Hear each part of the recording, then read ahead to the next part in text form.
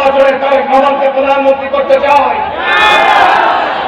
আমরা পার্লামেন্টে ব্যাপক সংখ্যাগরিষ্ঠতা নিয়ে ক্ষমতায় যেতে চাই।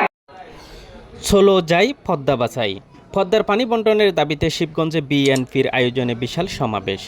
মোহাম্মদ বাবুল হকের তথ্য ভিডিও চিত্রে দেখুন বিস্তারিত।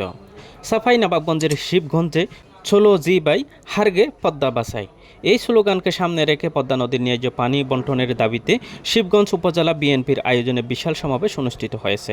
বুধবার 5 নভেম্বর 2025 বিকেল 3টায় শিবগঞ্জ সরকারি মডেল হাই স্কুল মাঠে সভাপতিত্ব করেন শিবগঞ্জ উপজেলা শাখার বিএনপির সভাপতি আলহাজ আশরাফুল হক।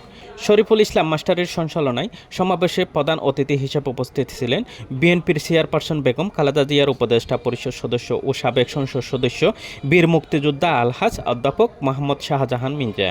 তিনি বলেন, পদ্মা নদী কেবল একটি নদী নয়, এটি আমাদের জীবনরেখা। এই নদীর পানি বন্ধ হয়ে গেলে উত্তরবঙ্গের কৃষি, অর্থনীতি ও পরিবেশ ধ্বংসের মুখে পড়বে। তাই পদ্মার ন্যায্য পানি বন্টনের দাবিতে সবাইকে ঐক্যবদ্ধ হতে হবে। জনগণের অধিকার রক্ষার আমরা মাঠে আছি, থাকব। প্রধান বক্তা ছিলেন আলহাজ চেয়ারপারসনের উপদেষ্টা পরিষদের সদস্য ও সাবেক সংসদ সদস্য মোহাম্মদ রশিদ বলেন, পদ্মা আমাদের মায়ের মতো। এই নদী বাঁচলে কৃষক বাঁচবে, দেশ বাঁচবে। একতরফা পানি বন্টন এবং সরকারের উদাসীন নীতির কারণে পদ্মা আজ মরণাপন্ন অবস্থায়। আমাদের এই আন্দোলন শান্তিপূর্ণ, কিন্তু দৃঢ় ন্যায্য অধিকার আদায় না হওয়া পর্যন্ত আমরা রাজপথে থাকব। বিশেষ অতিথি হিসেবে উপস্থিত ছিলেন সাবেক সংসদ সদস্য আলহাজ মোহাম্মদ আমিনুল ইসলাম। এছাড়াও আরও উপস্থিত ছিলেন শিবগঞ্জ উপজেলা বিএনপির আহ্বায়ক তৌশিকুল ইসলাম সহ বিভিন্ন পর্যায়ের নেতাকর্মীগণ।